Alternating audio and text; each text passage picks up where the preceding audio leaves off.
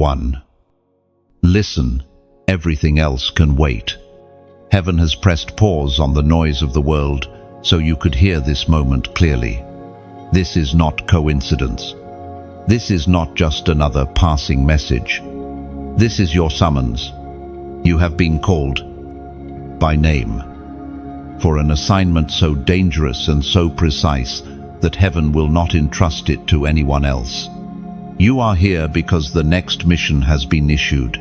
There is a demon that must fall, and you have been chosen to bring it down. You feel it already, a stirring in your spirit, the tightening of resolve deep within. The air around you almost feels heavier, because you are standing at the threshold of holy purpose.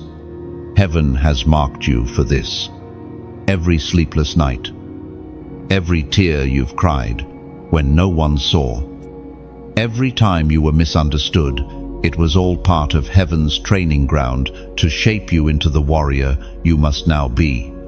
This moment was written into your destiny long before you took your first breath. The summons does not come gently. When heaven calls, it shakes the foundations. You will not blend in. You will not slip back into the shadows. And you will not walk away unchanged. The orders are clear. Find the target, engage in the fight, and eliminate the threat before it devours more lives. This is no game. Chosen one, this is spiritual war. The Spirit spoke through the prophet Jeremiah, chapter 1, verse 5, declaring, "Before I formed you in the womb, I knew you. Before you were born, I set you apart. I appointed you a prophet." That appointment is not just a title, it is a responsibility sealed in heaven's courts. If you've been wondering why the world has been pressing so hard against you, it is because the enemy has long known your potential. Demons do not fear those who walk in compromise. They fear those who have been set apart and are bold enough to obey. Right now, there is a stirring in heaven's ranks. Angels are repositioning. The command has gone forth. Prepare the chosen one for the hunt. You are not sent into this unprepared. You will be given what you need: strength, wisdom, discernment, and the precise tools to track and strike down the adversary. But this will demand something of you: absolute obedience. Delays are deadly in a mission like this. One step back, one moment of hesitation, and the target could slip away, embedding itself deeper into the lives it seeks to destroy. Understand this: when a chosen one accepts an assignment, all of heaven watches. This is not simply about removing a single enemy. It is about establishing heaven's authority in territory the darkness thinks it owns. The demon in question has planted itself, confident no one will come for it. But your arrival will change the spiritual atmosphere. You carry something it cannot withstand: light that cannot be quenched, truth that exposes, and authority backed by the throne of heaven. This is why the summons came to you. You are not here to negotiate with evil. You are here to remove it. The longer you wait, the more destruction it sows. You've been sensing its ripple effects: chaos in families, fear in hearts, a subtle corrosion of hope. This is its work. But now, a different current will move through the air, the current of judgment. You are the vessel through which that judgment will fall. Do not think lightly of what you are stepping into. This mission will demand not just your skill, but your very alignment with the will of God. This is where your training matters.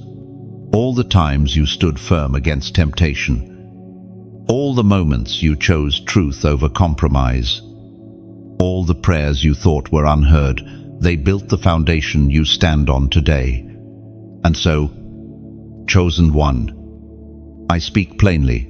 The time has come to take your place in the battle line. Lift your head. Square your shoulders. Heaven trusts you with this because you are capable. The enemy knows your name, but it fears what you carry. Step forward, for the hunt has begun. Now, before you go further, act as a prophetic sign of your readiness, like, share, and subscribe so this message can arm other warriors. And write the number 777 inch the comments below to declare, I accept my mission. The vision comes swiftly, without warning. One moment, you are still, breathing in the quiet. The next, your spirit is caught up into a place beyond the reach of flesh. It is not a dream. This is a briefing. The veil between realms has thinned, and what you see now will mark you forever. Before you stands a vast expanse of shifting shadows. At first, the darkness seems formless, but then it twists and coils until a figure emerges. The air grows colder. Its shape is wrong, too fluid to be human, too intentional to be mere smoke. Eyes like burning coals fix on you, full of malice and ancient hatred. Even without hearing a name, you know this is the target. This is the one heaven has summoned you to destroy. The image sharpens. Its hands are long and skeletal, each finger tipped with blackened talons. Around its body swirls a cloud of voices, whispers of despair, doubt, and accusation. The vision lets you see the damage it has done. Families torn apart, hope snuffed out, entire communities left in cycles of oppression. This is not just an isolated attack. This demon has been working undetected for years, embedding itself into the very patterns of life, so no one would notice its hand in their ruin. You are not shown this to fear it. You are shown this so that when the time comes, you will recognize it instantly. The battlefield is not just about power, it is about precision. Heaven wants you to know the enemy's face, so it can never deceive you with disguises. Demons often wear masks, a charming voice, a helpful hand, a sympathetic ear.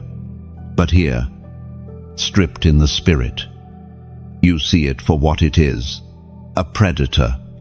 It was proclaimed in the second letter to Timothy, chapter 1, verse 7. God gave us not fear, but power, love, and a sound mind.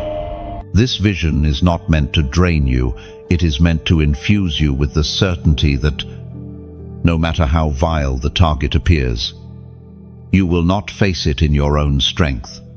You notice something strange.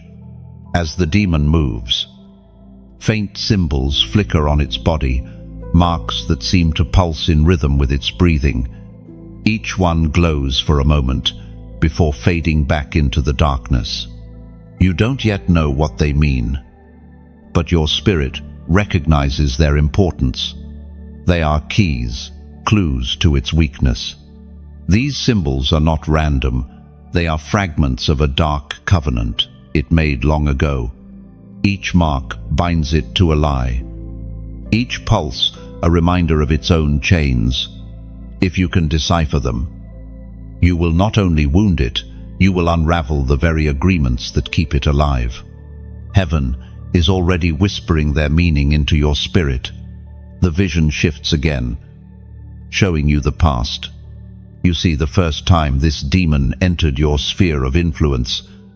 It was subtle, almost unnoticeable. A shadow in a conversation, a moment of compromise in someone's heart, a turning point no one thought mattered.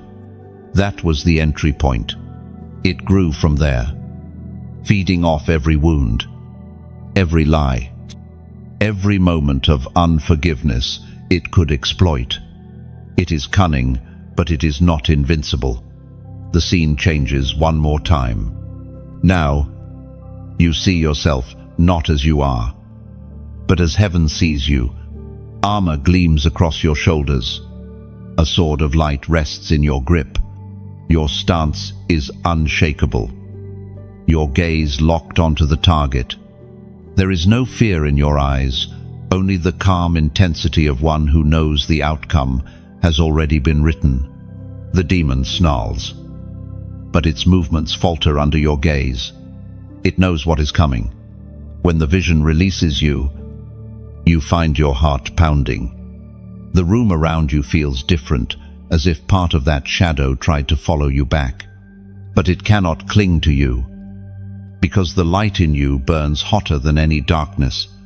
You know the name of your target now, even if you cannot yet speak it aloud. Its identity is etched into your spirit. The mark of the target is the seal on your mission. Without it, you could be misled. With it, you cannot mistake your objective. You understand now why the calling was so urgent. Heaven doesn't waste revelation on the uncommitted. You were given this because you will act. And when you do, the demon's days are numbered.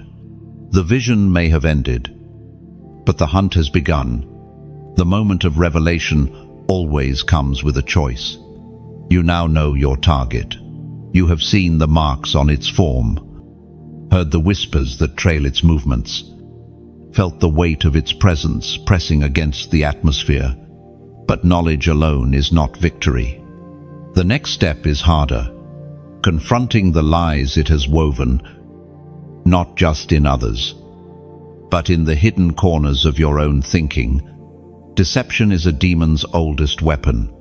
It doesn't always come with snarls or roars. Often it comes as a gentle suggestion, a small compromise, a reasonable-sounding half-truth. It whispers that you are too small for this, that your past disqualifies you, that your mistakes are stronger than your calling. These lies are like invisible chains. They hold a warrior still while the enemy advances. But today, those chains begin to crack. You stand in the center of the battlefield, in your spirit, and you can almost hear the hiss of the demon's voice, layering li upon li. It tells you the mission is too dangerous, that you are not ready, that heaven will send someone else. But deep within, the truth roars louder. You have been appointed for this exact moment. The demon fears you not because of your skill, but because of the authority that has been placed on you by the one who sent you. We find in the book of Philippians, chapter 4, verse 13, I can do all things through Christ who gives me strength. The power in that truth cuts through every thread of deception. This is not about what you feel capable of. This is about who stands behind you. Demons flee not from human effort, but from divine authority. When you move in obedience, the full weight of heaven moves with you. Your task now is to expose the demon's web. It has been planting narratives, twisting words, altering perspectives, sowing distrust where there was once unity. These are not just human misunderstandings. They are deliberate manipulations designed to make allies into enemies and faith into doubt. You begin to see the patterns, how one rumor spread in the exact moment it would cause the deepest wound, how one opportunity was snatched away at the precise instant it would have propelled someone into their calling. You must speak truth where the demon has spoken lies. You must name the deception, even when doing so will be unpopular or misunderstood. This is where many chosen ones falter. They fear the backlash more than the consequences of silence. But silence is a victory for darkness. When truth is spoken, light floods into the cracks, and the shadows lose their grip. This is not a quiet mission. The demon will resist exposure, It will stir up opposition, turn people against you, and attempt to discredit you. It will try to twist your words, making your mission appear selfish or misguided. But your assignment is not to win their approval, it is to obey the command you've been given. Heaven's commendation matters more than human applause. And so, chosen one, I tell you plainly, when the lies rise up, you will not cower. You will confront them with the authority of one who carries truth in their very being. Your voice will cut through the fog, and the demon will begin to lose its grip. It cannot withstand the unfiltered light of truth for long. Right here, right now, as an act of faith, I want you to write in the comments, I hear you, not just as a phrase, but as a declaration to heaven and a warning to hell. When you type those words, you are agreeing that you have heard the assignment and you will not ignore it. It is a sign in the spirit realm that the message has reached its target you and that you are responding. And when you do, remember why it matters. Every spiritual victory begins with a moment of agreement between God and the one He sends. That agreement is like a spark. It ignites the fire that will burn through the enemy's strongholds. The demon you have been sent to destroy will know the moment you fully agree with heaven's command, because the atmosphere around it will begin to shift. Its confidence will falter, its defenses will weaken, and that is the beginning of its end. You have stepped into a new stage of this mission. The lies have been named, the web has been revealed, and the truth has been armed like an arrow in your hand. The shot is coming. Chosen one, steady yourself. For when it is released, there will be no undoing it. The weapon is unlike anything forged by human hands. When heaven places it in your grasp, it feels both weightless and unshakably solid, as though it belongs to you, in a way nothing else ever has. The hilt is familiar, not because you have seen it before, but because it carries the imprint of your calling. Every strike you will make has already been written into its design. The light it emits is not blinding to you, yet it will scorch the eyes of the unclean. The edge hums softly, resonating with a frequency that your spirit instantly recognizes. It is the sound of truth sharpened by righteousness. This weapon is not given for show. It is meant to be used, and once it is in your possession, the clock begins to tick. Weapons of light are always tailor-made. The one placed in your hands may not resemble the blade carried by another warrior. Some are like swords, others like spears, others like arrows. Some are not weapons of shape, but weapons of voice words spoken with such authority that they pierce like steel. Yours has been chosen to match the battle ahead. Heaven equips with precision. As you lift it, the air around you responds. The atmosphere shifts, as if creation itself recognizes the authority now active in your hands. It's more than a tool, it's an extension of your spirit. The way you move it feels instinctive, like a memory awakening. That's because this is not your first war. You have fought before, even if you did not recognize it as such. The scars on your soul are the proof. The Spirit spoke through the prophet Jeremiah. Chapter 51, verse 20. You are my war club, my weapon for battle. With you, I shatter nations. With you, I destroy kingdoms. This is the reality of what you now carry. It is not an ornament, nor a relic to be placed on a shelf.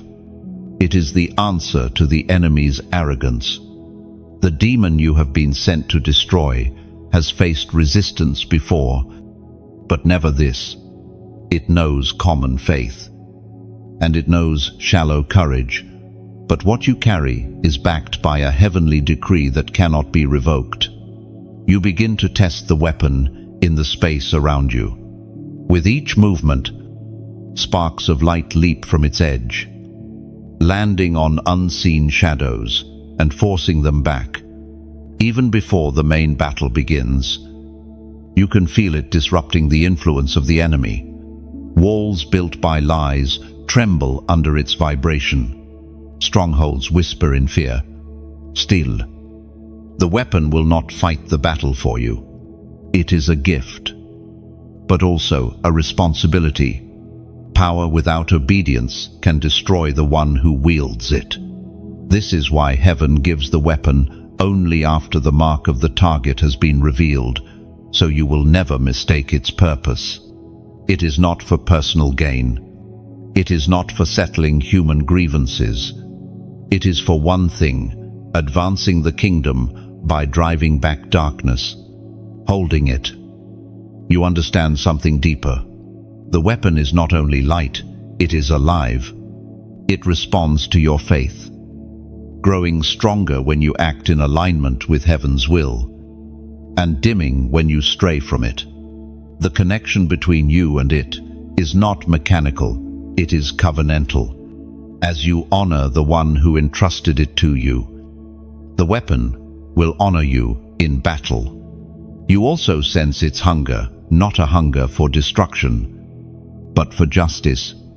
It is drawn toward the works of the enemy like a compass to true north.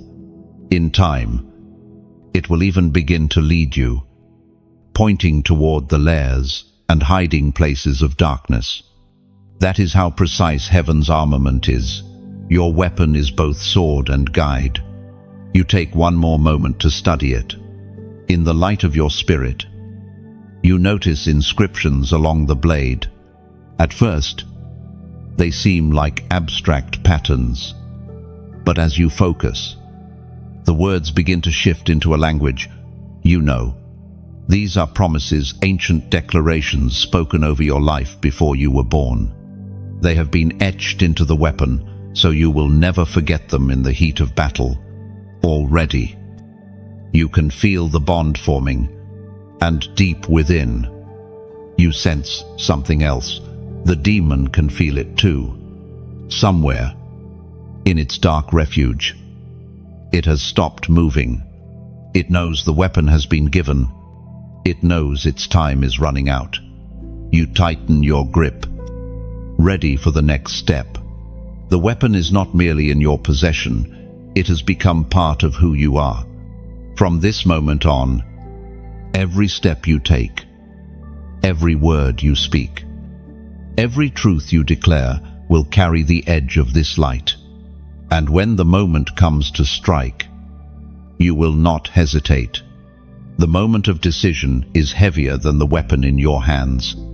You stand at the edge of obedience, and the air feels different, denser, charged, as if all of creation is holding its breath.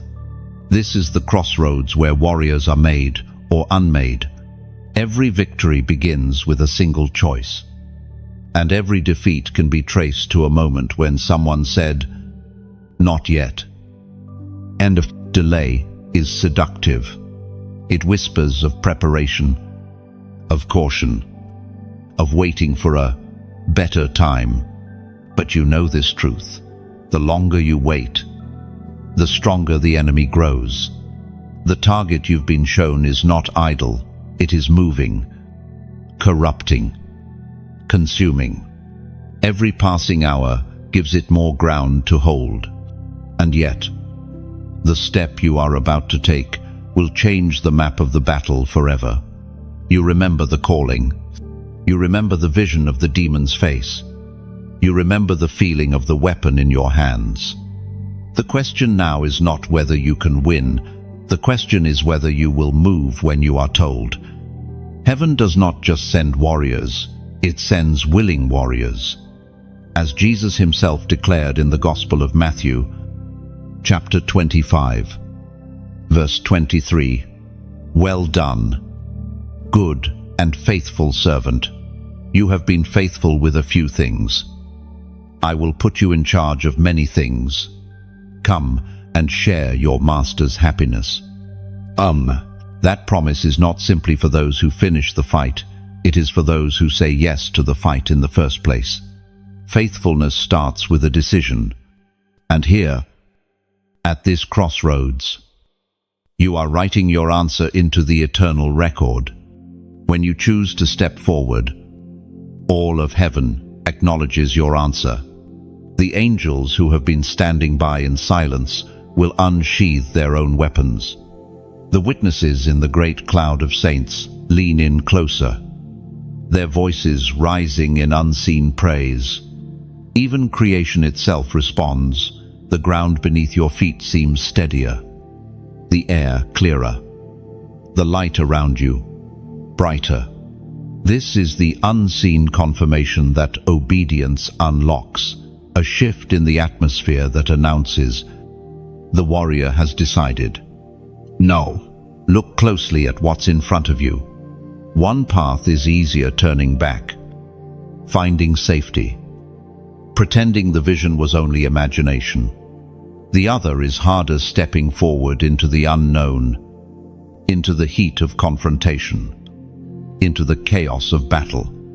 But only one path leads to the victory you were created for. The demon will not wait for you to be comfortable. It will keep advancing. This is why heaven's summons is urgent. You are not called to fight when it feels right. You are called to fight when the king says, "Now, end of time, and I will speak to you plainly." Chosen one, if this word is stirring something in you, if it is awakening the warrior within, then act in the physical as a sign of your agreement in the spiritual. Like this message, not for me, but because you are saying to heaven, "I receive it." Share it not as mere content, but as a weapon placed into another warrior's hands. Subscribe not for entertainment, but to stay within the sound of the trumpet when the next orders are given. These small actions in the seen realm are symbols of massive alignment in the unseen realm. This is how kingdom warriors move. They respond not just in thought, but in action. Obedience is not a feeling, it is a movement of the will. And every movement toward obedience weakens the enemy's grip. The crossroads is a sacred place. Many have stood here, feeling the pull of both paths. Some turned away, and the weight of what could have been followed them all their days. But you are different. You are not like the rest. You have been marked for this battle since before your birth. The choice is clear. Even if it is costly, you will step forward. You will obey. And when you do, heaven will begin to release reinforcements you didn't even know were waiting. Angels assigned to your life will move into formation. Doors that were sealed will crack open. Strategies hidden until now will be whispered into your ear. The moment you choose, the war shifts in your favor. So stand here for just a breath longer. Feel the gravity of what you are about to do. This is not just another day, another decision. This is the hinge point on which entire futures turn. The demon's reign ends here. But only if you take that first step. And you will, because this is what you were made for. The crossroads was never meant to be your home. It is the threshold of your destiny. Step through, and do not look back. The battlefield will not always be far away.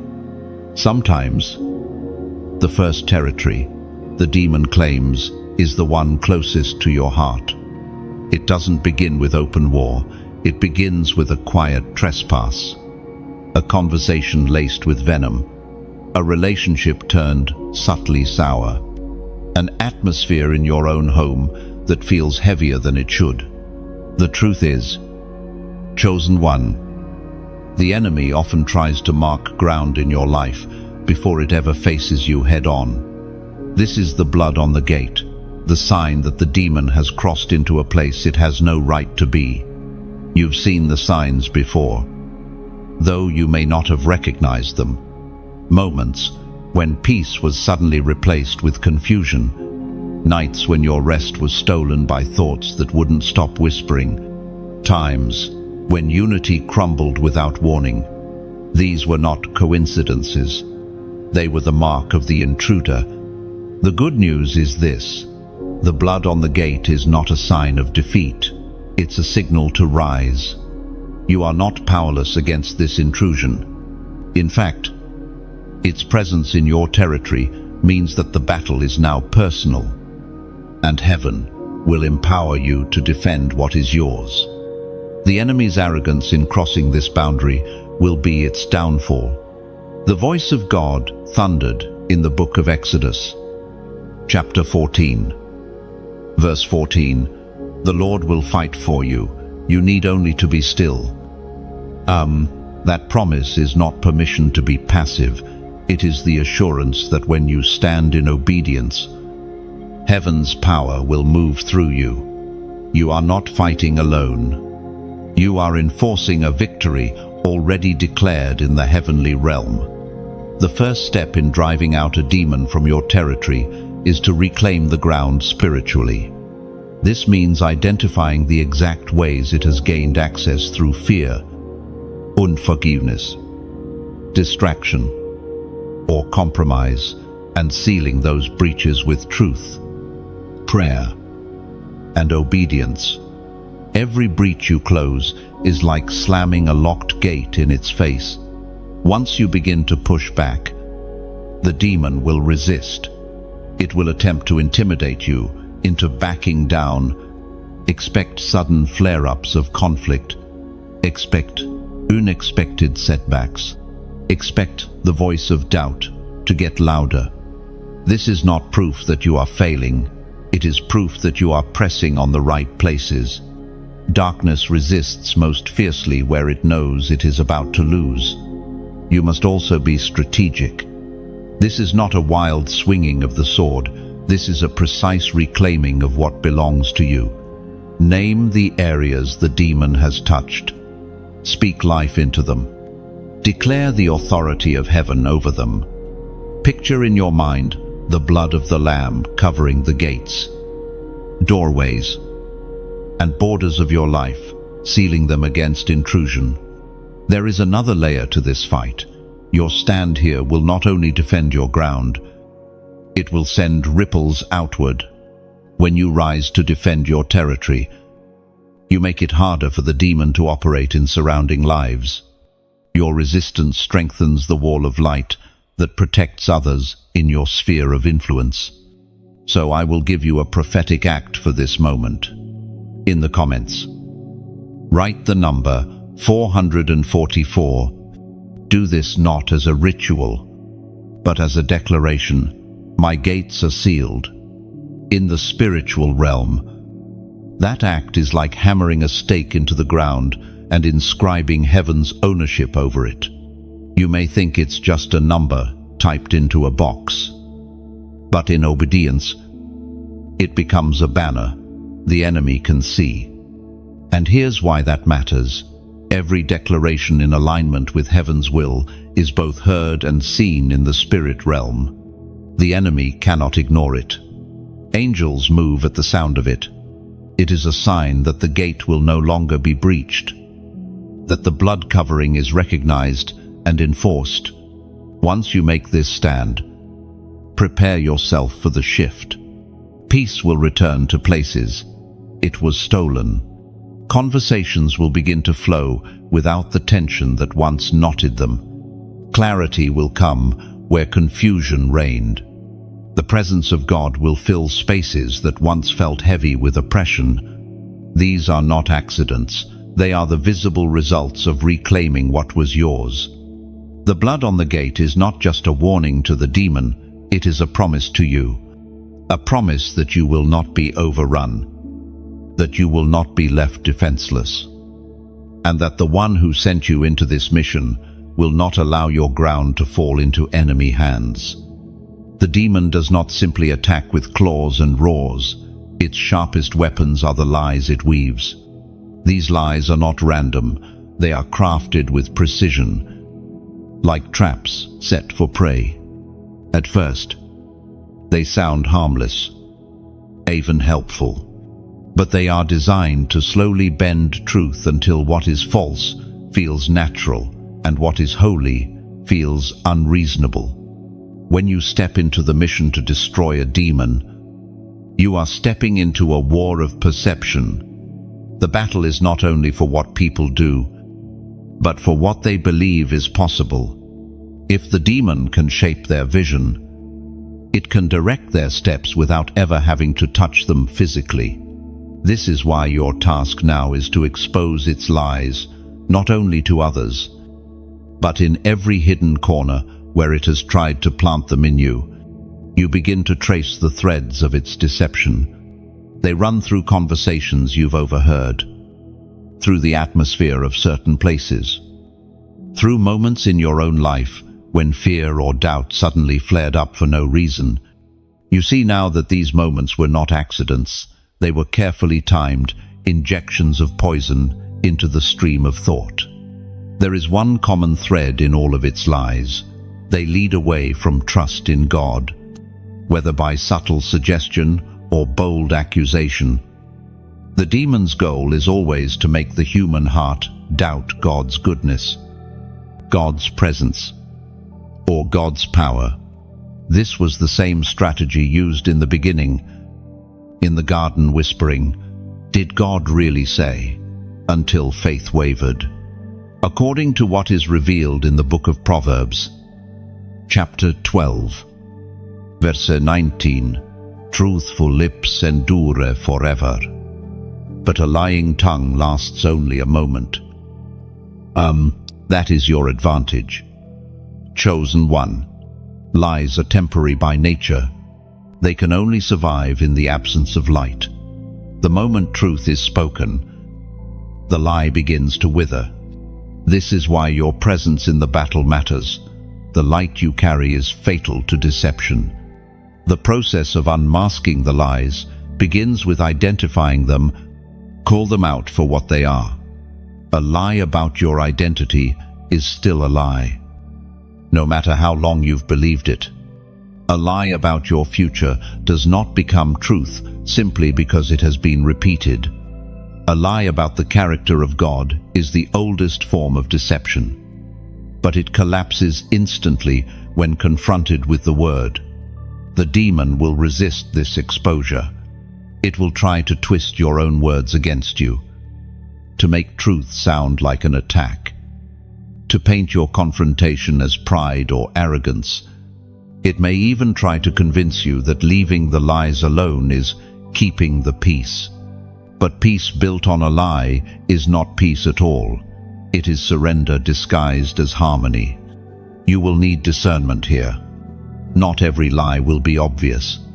Some will be wrapped in partial truths. Some will come through voices you trust.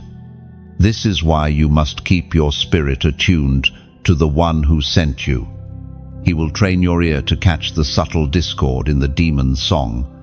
He will sharpen your eyes to see the thread of falsehood, no matter how skillfully it is hidden.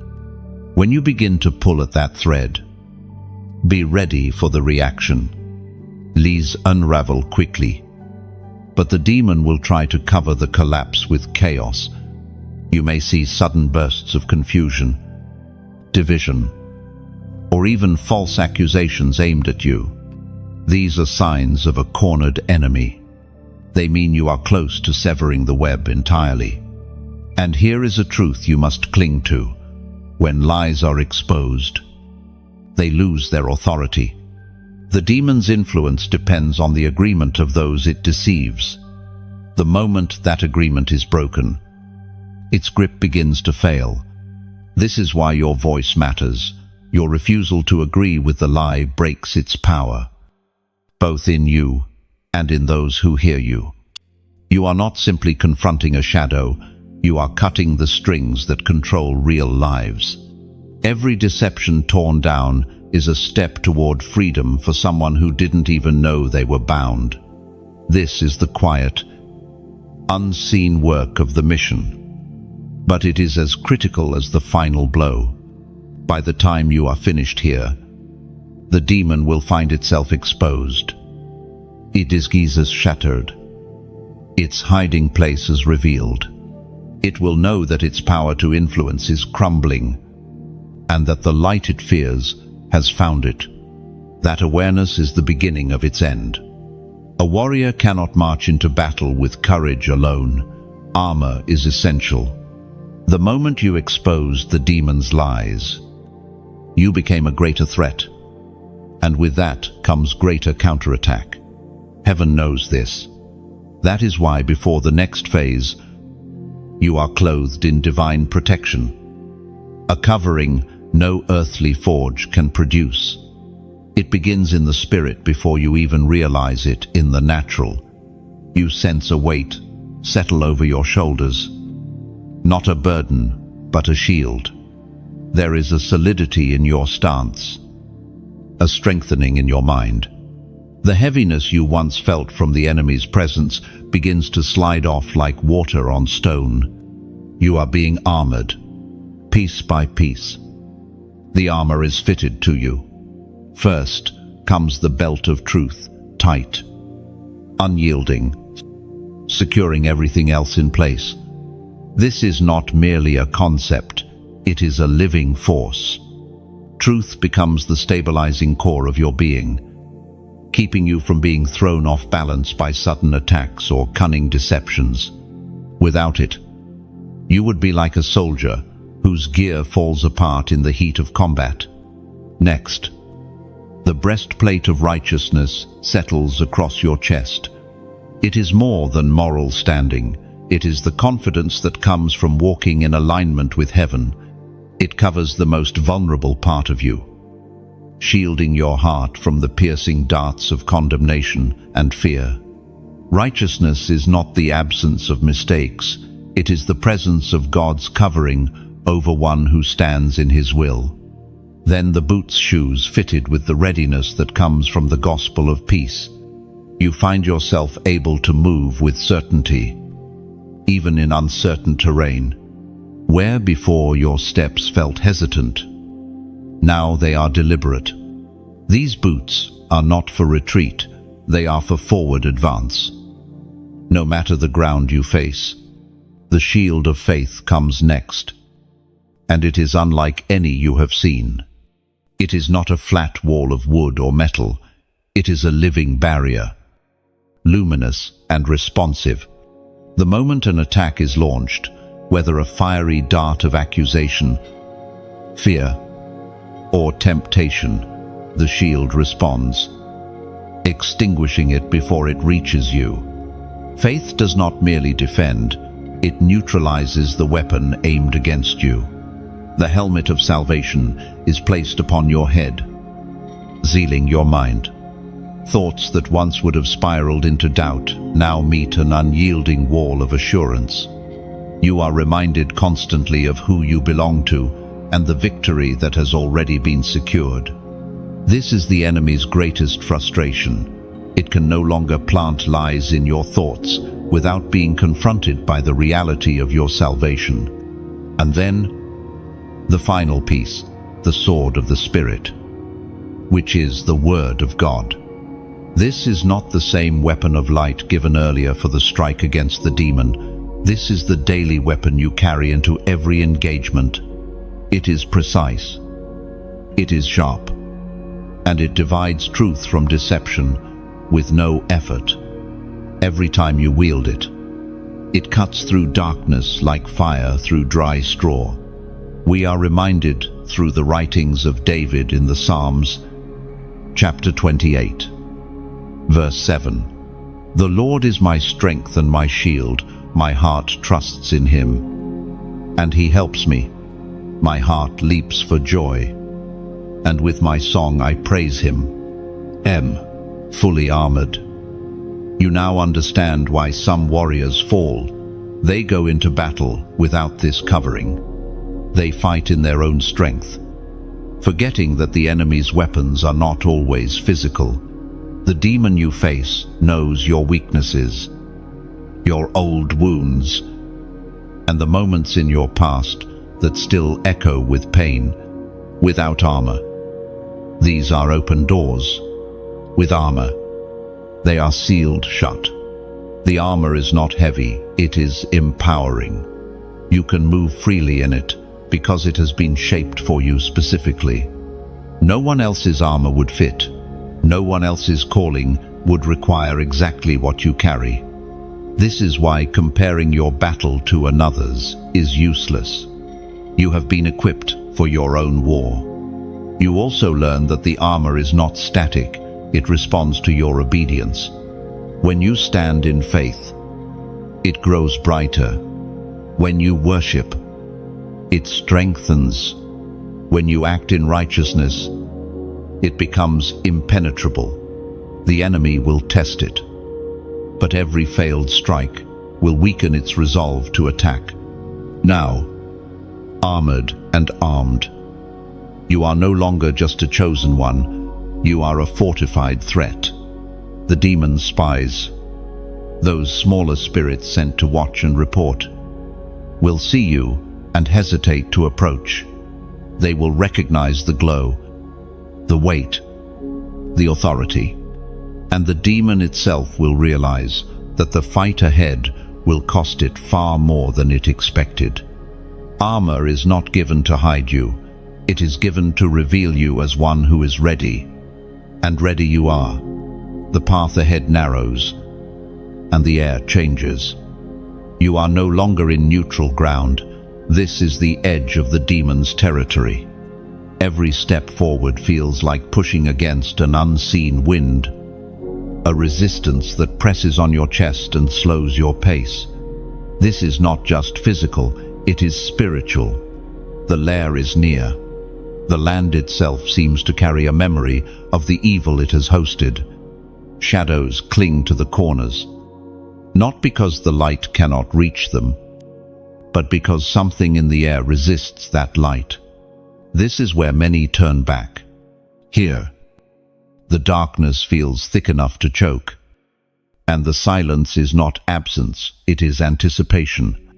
You move carefully, not out of fear, but out of respect for the gravity of this moment. Heaven has been preparing you for this walk. Every trial before now was training your spirit to keep moving when the ground feels hostile. The closer you come to the center of the lair, the more you will sense the pushback. The Spirit spoke through the prophet Isaiah. Chapter 54, verse 17. No weapon against you will prevail. You will refute every tongue that accuses you. Those words are not just comfort, they are a legal verdict in the court of heaven. No matter what waits ahead, the outcome is already written. The demon's weapons, no matter how cunning or vicious, will fail when they meet the shield you carry. Still, entering this place is not without its cost. The lair is designed to disorient. It works to erode your certainty and weaken your resolve. Whispers curl around your mind, tempting you to turn back, to delay, to doubt. Some whispers are bold lies, others are half-truths that carry just enough familiarity to feel convincing. But this is where your armor and weapon come together. Every step forward is an act of defiance against the enemy's dominion. Every breath you take in this place announces to the darkness, light is here. The lair is not just a location, it is a stronghold in the spirit realm. A carefully crafted environment meant to drain hope and hide the true seat of the demon's power. You will notice the shift when you cross its unseen threshold. The temperature may drop, the air may feel heavier, the pull to stop may become almost physical. This is when you remind yourself why you are here. You are not exploring, you are invading. You have not come to admire the enemy's territory, you have come to dismantle it. The deeper you go, the more you will sense the spiritual architecture around you. Demons build their lairs not with walls of stone, but with agreements, lies believed, sins unrepented, fears embraced. Every one of those agreements is like a brick in its fortress. The moment one is broken, part of the structure weakens. That is why your truth, your worship, your declarations matter. They are sledgehammers to the foundation of this place. And there will be signs you are getting closer to the heart. The atmosphere will grow more unstable. You may feel waves of pressure or sudden jolts of resistance in your spirit. You may notice the demon sending out lesser spirits to test you, distract you, or bait you into wasting your strength. Do not take the bait. These skirmishes are not the real fight. They are a distraction to keep you from reaching the true confrontation. You are not here for the shadows on the walls. You are here for the throne in the center. That is where the demon believes it is untouchable. That is the place you must reach. So, chosen one, take this next step with purpose. You are not wandering. You are advancing toward a decisive strike. And as a sign of your resolve, type in the comments, "I am here." Those 3 words are a declaration to the spirit realm. They signal that you are present, aware, and fully engaged in the mission. They tell the enemy you are not lost, not hesitating, and not leaving until the assignment is complete. When you do, something will shift, not because the words have power by themselves, but because they carry your agreement with heaven's command. That agreement is like the sound of boots hitting the floor of the lair, a sound the demon cannot ignore.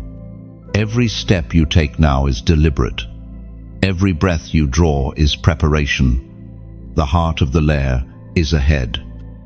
And with it, the confrontation you were chosen for. The first clash comes without warning. One moment, you are moving through the lair's narrowing corridors. The next, the air erupts with force. The demon steps into view, no longer content to watch from the shadows. Its form is larger now than in the vision, not because it has grown, but because you are seeing the fullness of its arrogance. The sound it makes is not a roar, it's a layered cry. The voices of those it has bound echoing through its own. Each step it takes forward seems to distort the air, as if reality itself resists its presence. Its eyes lock onto yours, and in that instant, it is not merely looking at you, it is searching you. It is probing for weakness, for hesitation, for fear. But you are not the same as when the summons first came. You stand rooted, your weapon steady in your grip, your armor reflecting the flickering light of your spirit. You do not step back. You do not lower your gaze. The first clash is not always a strike. It is the meeting of eyes. The unspoken statement, "I am here to end you." As Jesus himself declared in the Gospel of Luke, chapter 10, verse 19, "I have given you authority to trample snakes and scorpions, overcome all enemy power. Nothing will harm you." That authority hums in your bones now. You take a step forward, and the demon reacts, shifting its stance. It moves with speed, striking first not with a weapon, but with a wave of oppressive force. Your chest tightens, your vision narrows, but your feet hold. The shield of faith absorbs the blow, the pressure breaking against it like waves on rock. Your grip tightens, not in fear, but in resolve. You realize this moment is the true test, not the size of the demon, but the strength of your stand. With each heartbeat, courage rises, and the oppressive weight begins to crack beneath the light within you. You swing your weapon for the first time, not wildly, but with precision. The light arcs through the air, striking the space just before the demon's chest. It flinches, not from pain, but from recognition, the recognition that you are striking in alignment with heaven's will. That is the one force it cannot counter. The fight is not a blur, it is sharp. Every movement deliberate. You block its next strike, the sound ringing through the lair like a bell. Sparks of light scatter from the impact, clinging to the ground, eating away at the darkness beneath. You push forward again, forcing the demon to retreat a single step. That step is more than distance. It is proof that its territory is no longer entirely its own. It counters with speed, shifting to your side, trying to circle you into a position of disadvantage. But you pivot with it, never letting it reach your back. The training of every trial before this moment flows into your movement discernment, guiding your timing. Faith fueling your endurance. Truth sharpening your strikes. And then it tries a different tactic speech. It speaks words that cut like blades. Accusations dredged from your past. Twisted half-truths aimed at piercing your heart. But the breastplate of righteousness holds. You know who you are. And more importantly, you know whose you are. The words fall flat, powerless against the covering you wear. Your counter is decisive.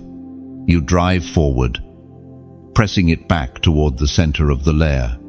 Each step you take feels like pushing through a storm, but you are not alone. Though unseen, you sense movement behind you, angels advancing with you, their presence bolstering your own. The demon feels it too. Its movements grow sharper, more frantic, as if it knows its advantage is slipping. The first clash is not the end. It is the beginning of the unraveling. This was the test, the moment to measure each other's strength. And you have shown it that you will not break, you will not retreat, and you will not be deceived. And now, chosen one, pause just long enough to act in the physical as a reflection of the spiritual. Like this message, not for vanity, but as a sign to heaven that you stand in agreement with the authority given to you. Share it so other warriors will be armed for their own first clash. Subscribe so that you remain within the flow of orders as this mission unfolds. These are not mere digital actions, they are small, physical agreements that echo in the spirit realm. The demon has seen your face, felt your strike, and knows you are here to finish what was started. From this moment, the battle shifts. It will fight harder, but so will you. The first clash belongs to the light. The demon does not retreat far after the first clash. Instead, it shifts tactics, no longer charging head-on. It circles with measured steps, ease narrowed, studying you. This is the moment in a battle when the enemy seeks to find not just your weakness, but your breaking point. You can feel the shift in its presence. It is preparing something deeper, more invasive than mere physical assault. You steady your breathing. The armor remains secure, the weapon warm in your grasp. But you know this next exchange will not be about strength alone. This will be a test of endurance. Demons rarely fight clean. Their attacks come in waves, each designed to wear you down until a single mistake gives them the opening they crave. The air changes again, growing heavy with an almost tangible pressure. It begins its counterstrike with the oldest weapon in its arsenal, fear. Not the sudden jolt of fright, but the slow, creeping anxiety that seeps into your mind. It whispers visions of failure, parades, memories of past defeats, and magnifies every doubt you've ever carried. You recognize the strategy. Fear is meant to shrink your perspective, to make you see only the size of the threat and not the power of the one who sent you. The whispers grow louder, shifting from threats to accusations, twisting truth into poison. The ancient words recorded in Romans chapter 8, verse 37, still echo today. No, in all these things we are more than conquerors through him who loved us. End of That declaration pierces the fog. You remember that this is not your strength alone. This is partnership with heaven. To be more than a conqueror means not just surviving the battle, but emerging with spoils, with territory gained, with the enemy's plans undone. You also remember that conquering is not about scraping by with the bare minimum. It is about walking out of the battlefield, carrying what the enemy once claimed as his. This mission is not only about survival, it's about restoration. Every territory the demon touched will be cleansed. Every captive it held will be freed. And every lie it told will be burned away. You are here not just to fight, but to reclaim what was always meant to belong to the kingdom. The demon moves closer, testing your guard. It throws bursts of shadow like spears, each one aimed at the vulnerable spaces between armor pieces. Yet each time, the shield of faith intercepts, the force dissipating into nothing. You realize something. Its strikes are faster now. But less accurate. The first clash unsettled it more than it shows. Then it changes the field. The layer's shadows deepen. The ground beneath your feet feeling less stable. Illusions form at the edges of your vision, figures from your past, faces of those you love, situations that once brought you pain. It wants you to believe the fight is not worth the cost, that this mission will only bring loss. You counter with movement. Staying still would let the illusions tighten around you. Step by step, you advance. Weapon ready. Each strike you make cuts through the shadows. And with each cut, the illusions weaken. You refuse to fight ghosts when the real enemy is right in front of you. It tries again, this time with sudden, overwhelming force. A wall of energy slams toward you, shaking the ground and ringing in your ears. You brace, the blow rattling your shield arm, but not breaking it. Your footing holds, and when the force fades, you see the truth. The demon is closer now, close enough for you to hear the low, guttural sound it makes when its efforts fail. You speak not to intimidate, but to anchor yourself in truth. Every word you release carries the light of the one you serve. Each syllable breaking the resonance of the demon's presence. The lair itself seems to tremble in response. Then comes the second push. It lunges with speed, trying to get inside your guard. You pivot, letting the motion carry it past you. And with a swift turn, you slash the weapon across its side.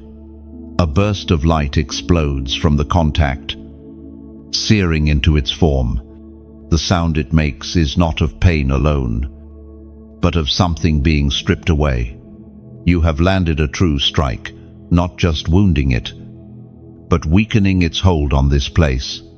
It recoils, snarling, but you do not chase.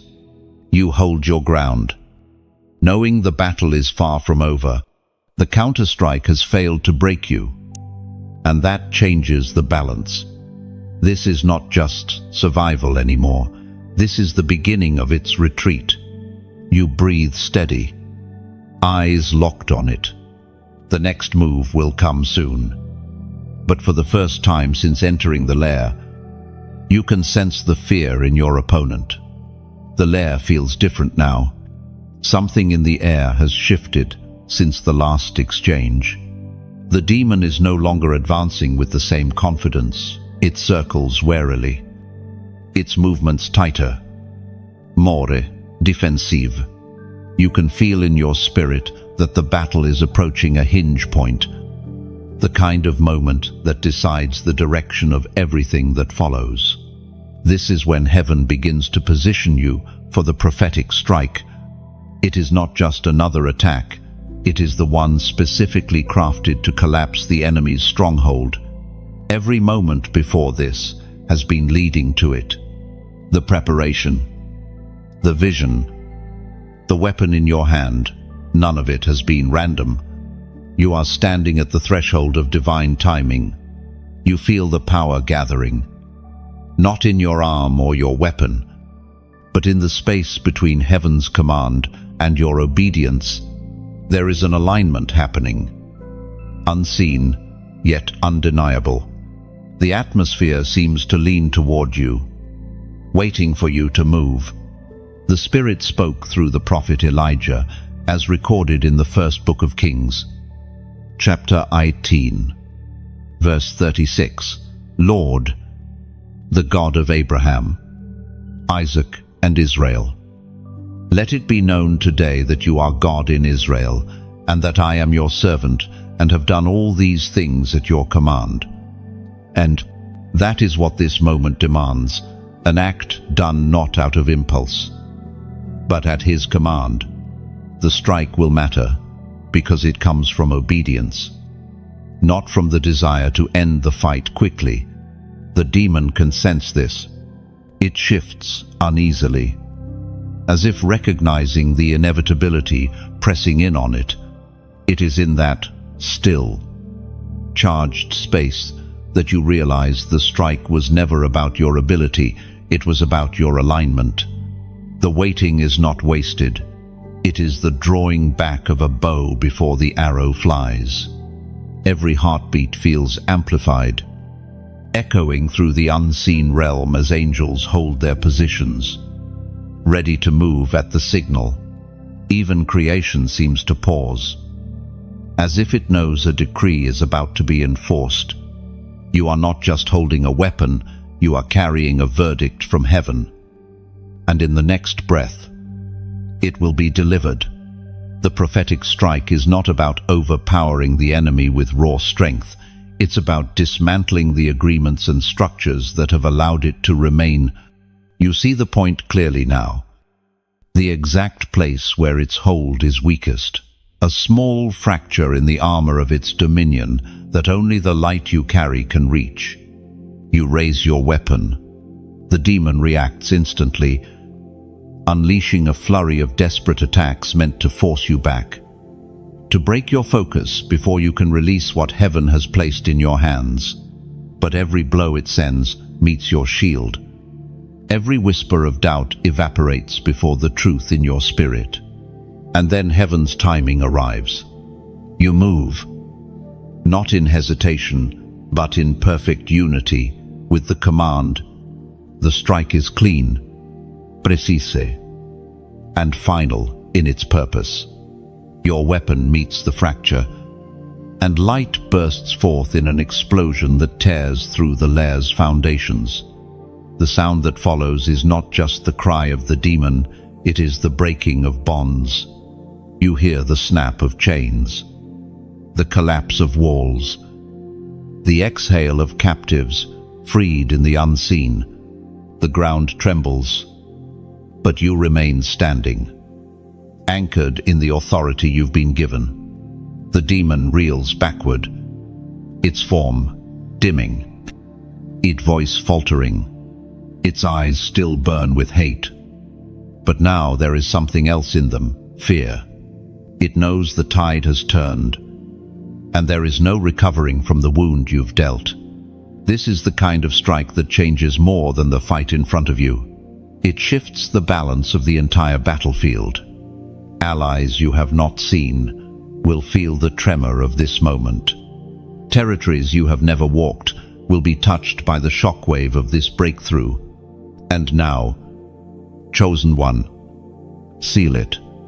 In the comments, write the number 888. This is not just a gesture, it is a prophetic act.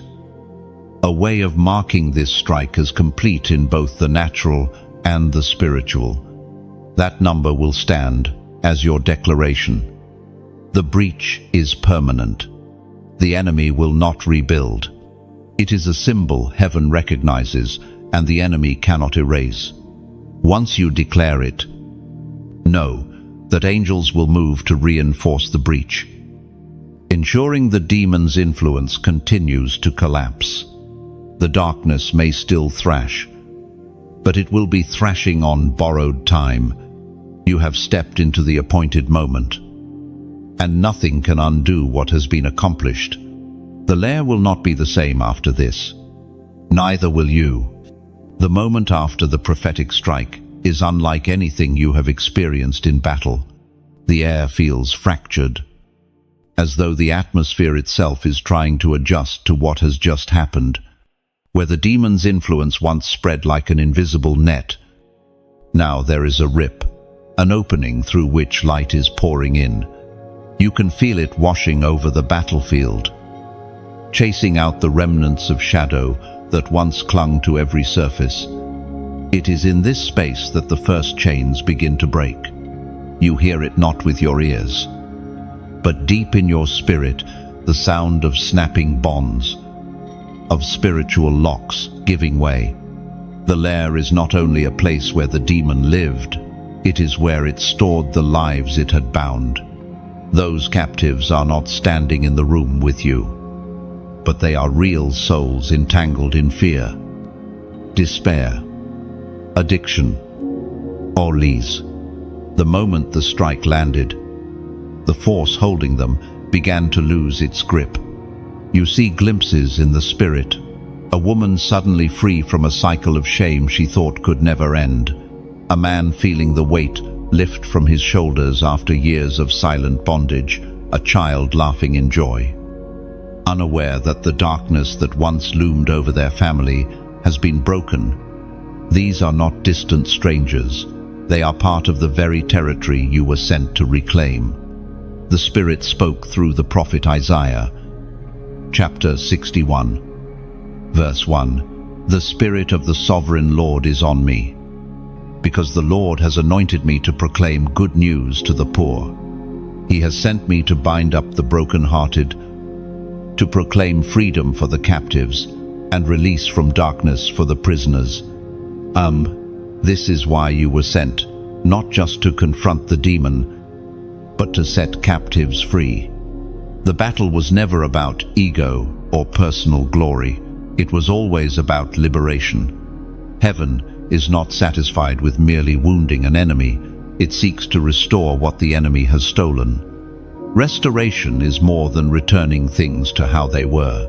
It is about bringing them into a state they have never known before. When heaven restores, it does not simply patch wounds. It makes the healed stronger than before, turning scars into marks of testimony.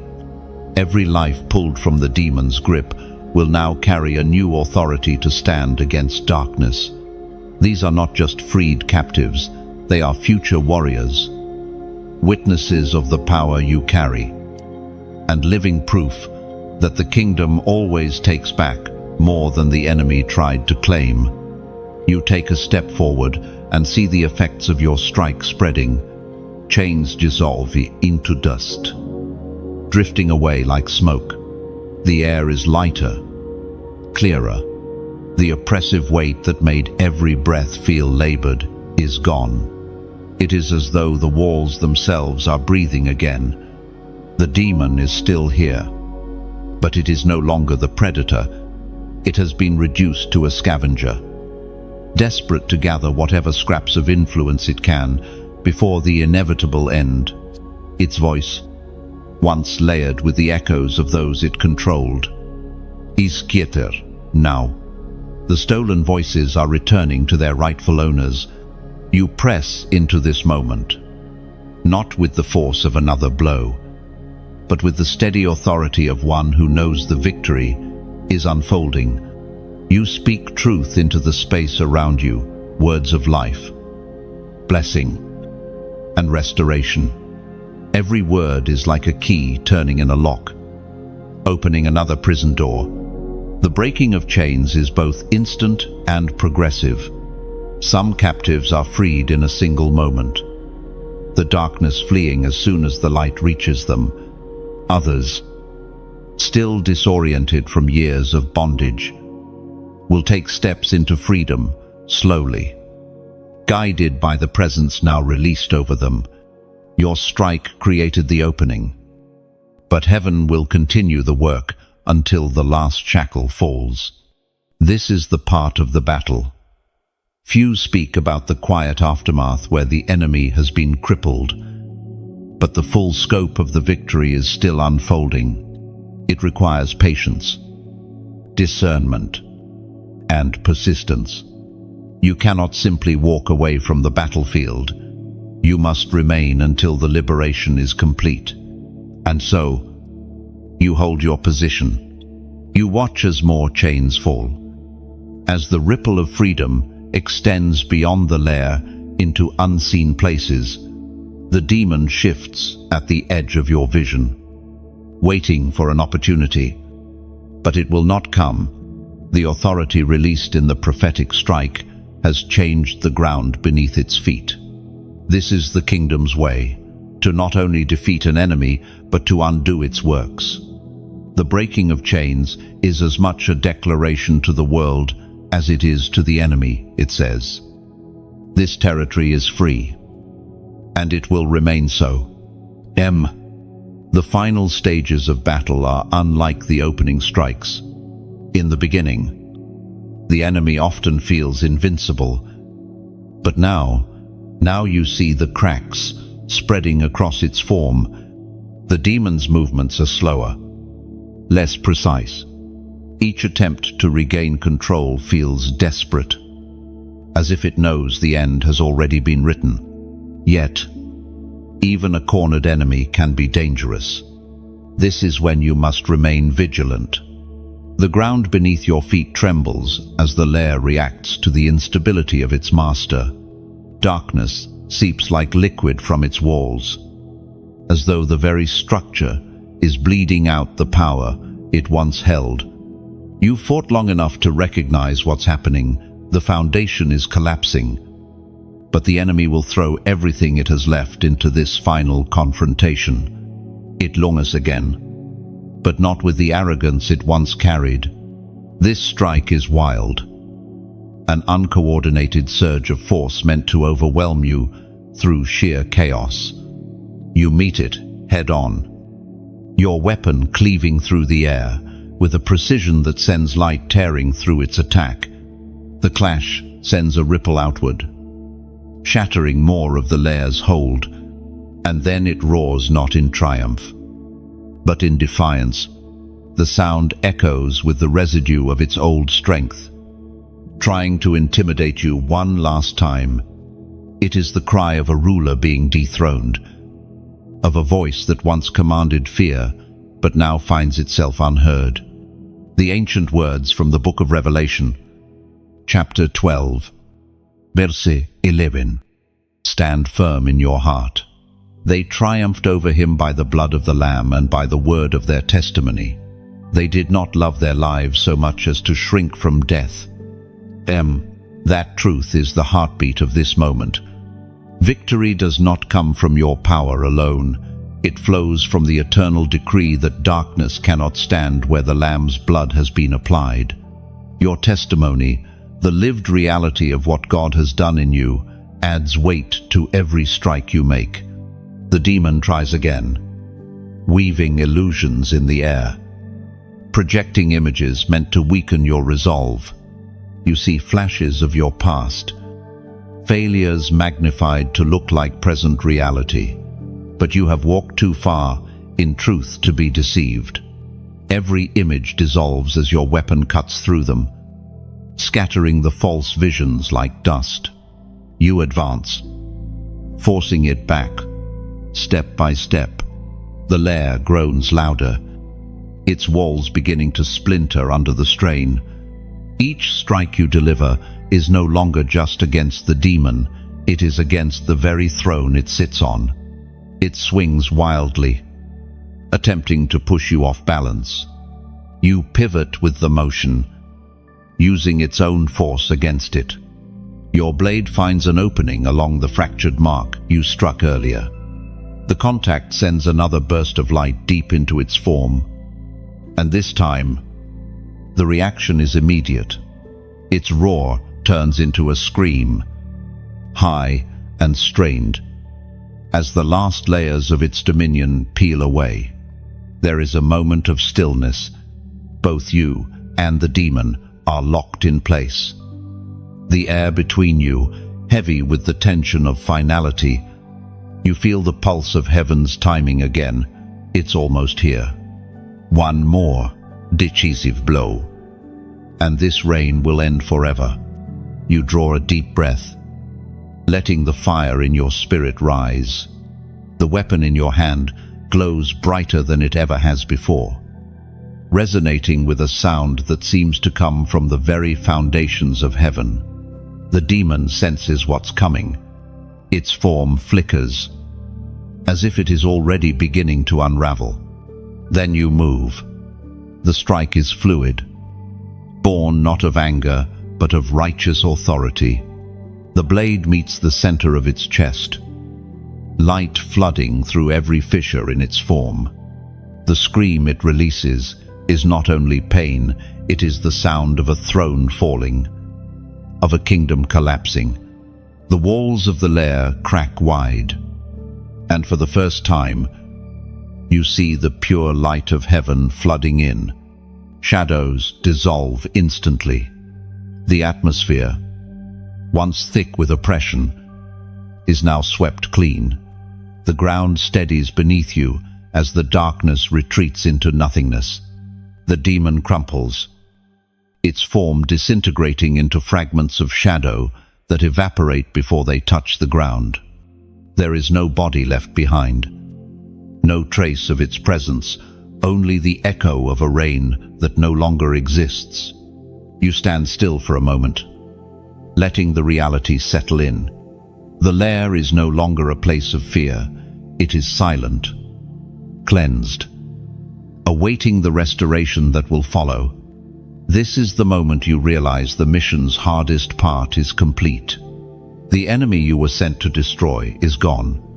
But even as the silence deepens, you know your work here is not entirely finished. There will be ground to reclaim, captives to guide into freedom, and the space itself to dedicate back to its rightful king. Yet this victory marks the turning point. The silence in the lair is no longer oppressive, it is holy. Every echo that once carried the weight of darkness now feels like the lingering presence of victory. You stand there for a moment, letting your spirit adjust to what has just happened.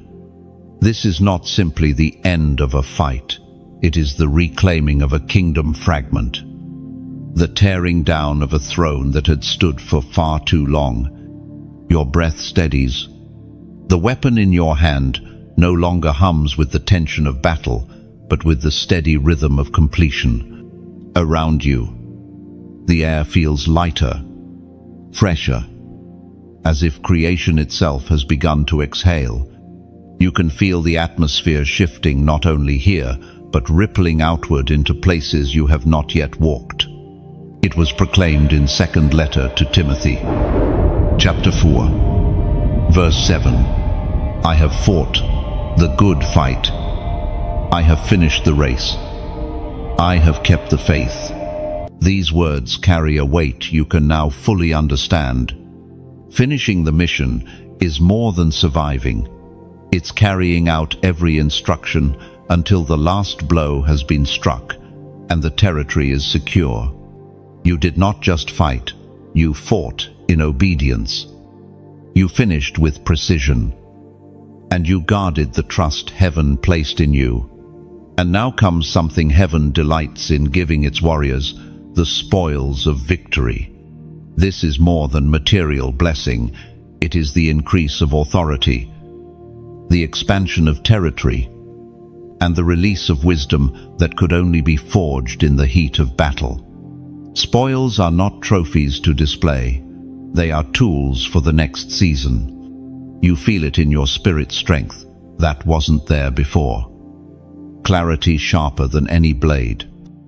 Discernment refined by the fire you just walked through. These are yours now, part of your inheritance for saying yes when others would have turned away. You will carry them into every future mission. The spoils also include the lives freed because you stood your ground. Somewhere, people you may never meet are breathing easier, their hearts lighter, their minds clearer, because the demon that oppressed them has been removed. In the spirit realm, your victory has become a shield for others. This is why the kingdom always calls its warriors to share what has been done. Testimonies are not self-promotion, they are the distribution of spiritual spoils. When you tell of the victory, you place the same hope, the same fire, into the hands of others. Your story becomes a weapon for someone else's battle. And so, chosen one, I invite you to act in the natural as a mirror of what has happened in the spirit. Like this message, not for my sake, but as your public amen to heaven's work. Share it because the testimony of your battle might be the exact spark someone else needs to rise against their own darkness. Comment what this victory stirs in you. Your words might be the lifeline to another warrior's resolve. Subscribe because battles will come again. And the flow of prophetic instruction is part of how you stay armed. These actions may feel small, but in the unseen realm, they mark you as a warrior who not only fights, but builds.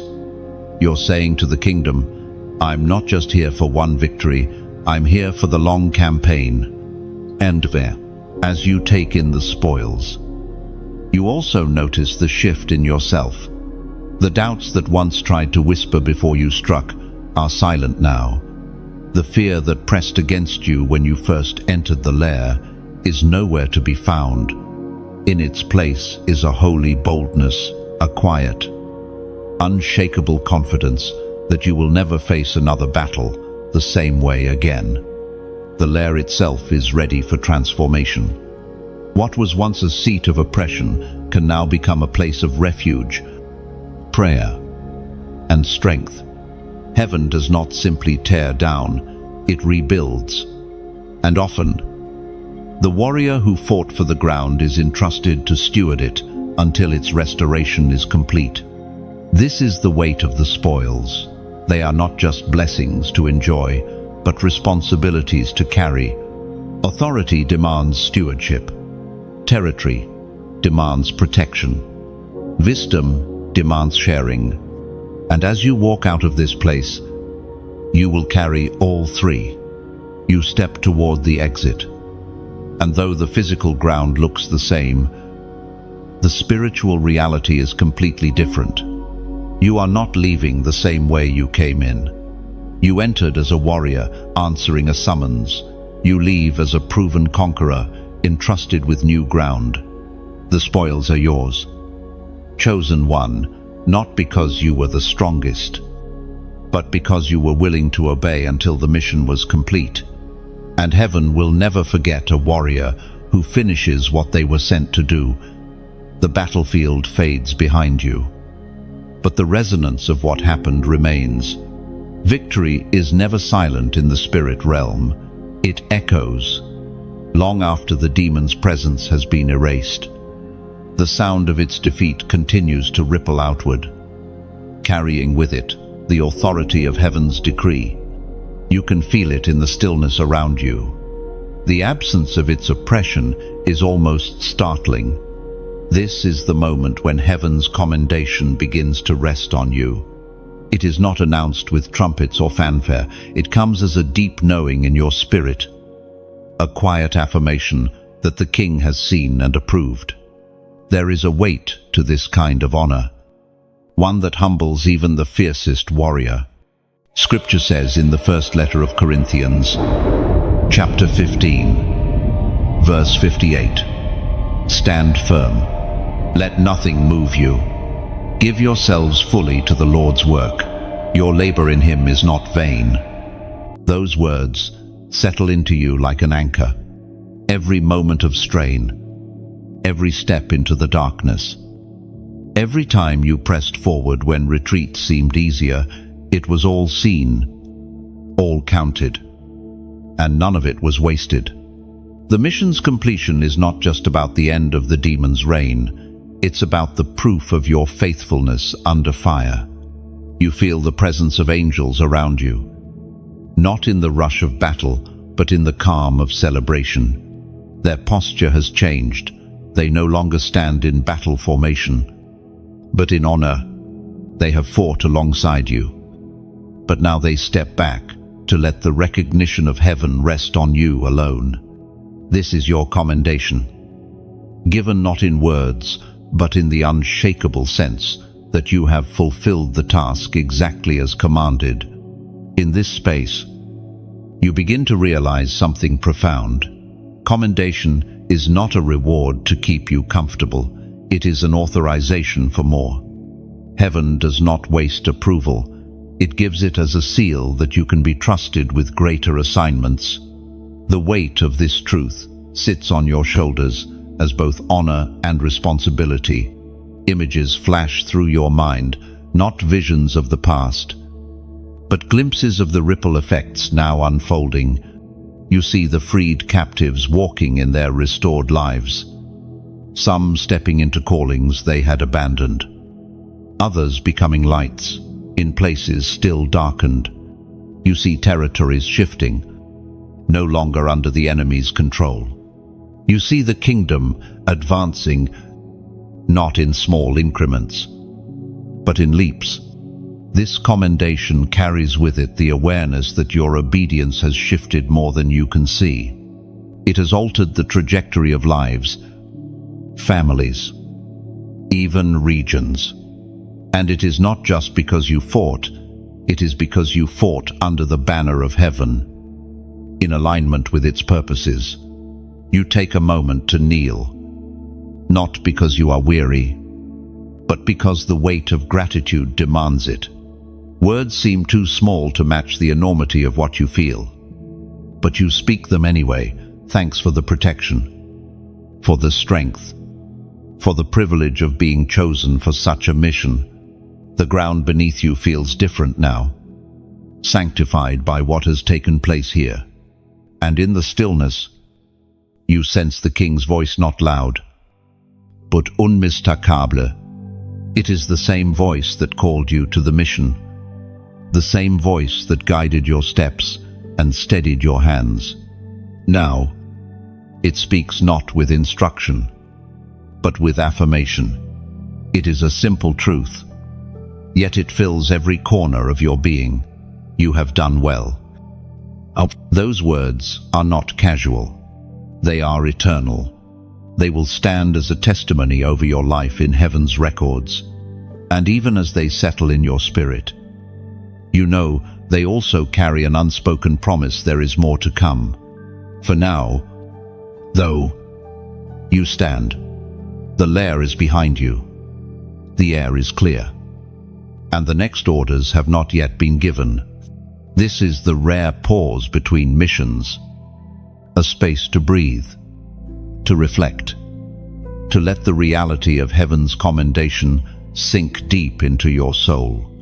You are no longer just the one who was summoned, you are the one who was sent, who obeyed, who overcame, That identity cannot be taken from you. Not by the enemy. Not by circumstance. Not by time. It has been sealed in the courts of heaven. The air is calm now. But it is not the same calm you knew before the summons. This stillness carries weight, the kind that follows storms and battles, where the world feels both quieter and sharper. You have walked through the fire, and the fire has not consumed you, it has refined you. Your steps are steady as you move away from the place where the lair once stood. There is no trace of the demon now, only the lingering imprint of heaven's authority stamped across the territory. This ground will remember what happened here. Every spiritual battle leaves its mark. And the land itself has been altered by the light that broke through its darkness. The journey forward feels different. You are not the same as when you began. Then, you carried the questions of the untested. Would you have the courage? Would you stand when it mattered most?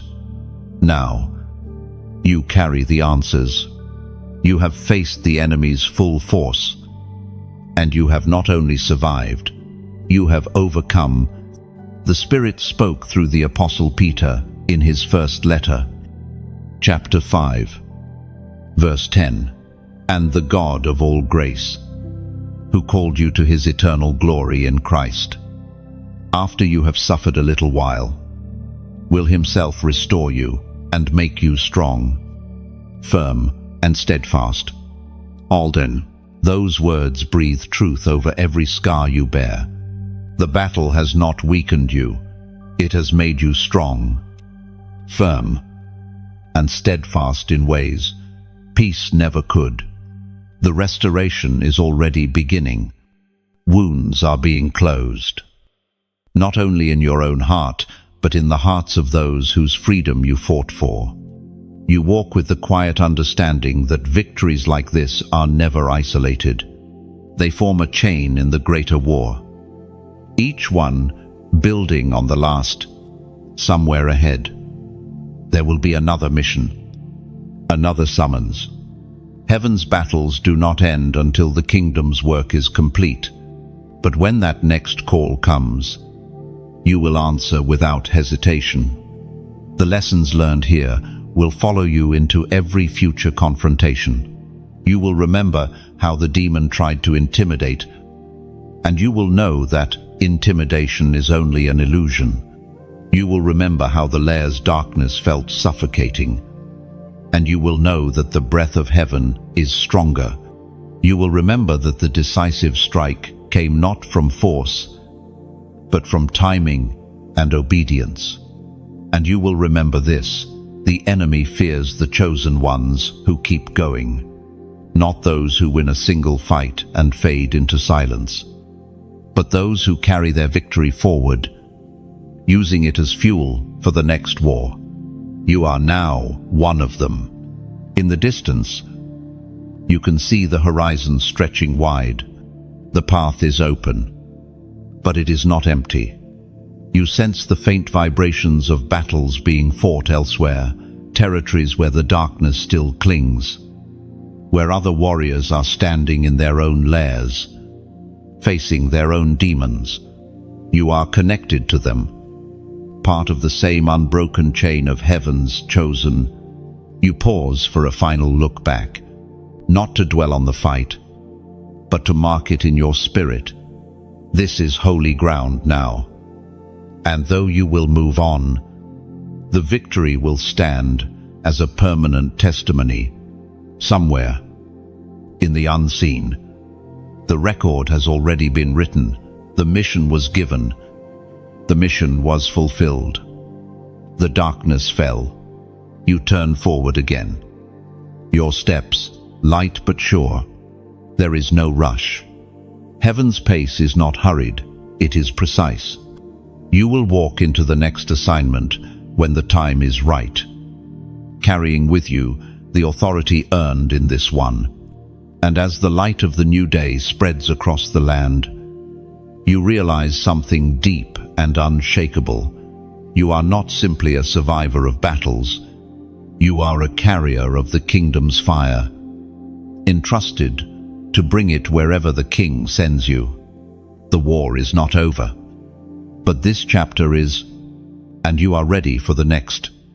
Chosen one, you have reached the end of this mission's record, but the assignment's impact will keep unfolding long after these words are read.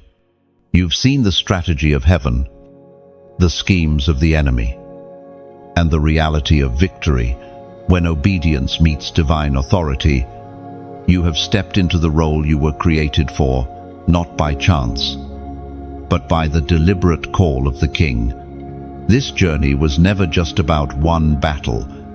It was about sharpening you for every battle yet to come, awakening the warrior's spirit within you, and proving that light does not retreat when darkness rises. Every step you took here, every strike, every stand, every moment you refused to give ground was a prophetic act echoing in the unseen realm. And now, I speak plainly. Your voice matters beyond this page, the same way your strikes shifted the battlefield. Your words and actions now can arm other warriors for their own fight. That is why I ask you, like this message, to place your yes in the open. Share it, so others still in the shadows can see the path to victory. Comment your thoughts or what stirred in your spirit. Your testimony might be the very lifeline someone else has been praying for.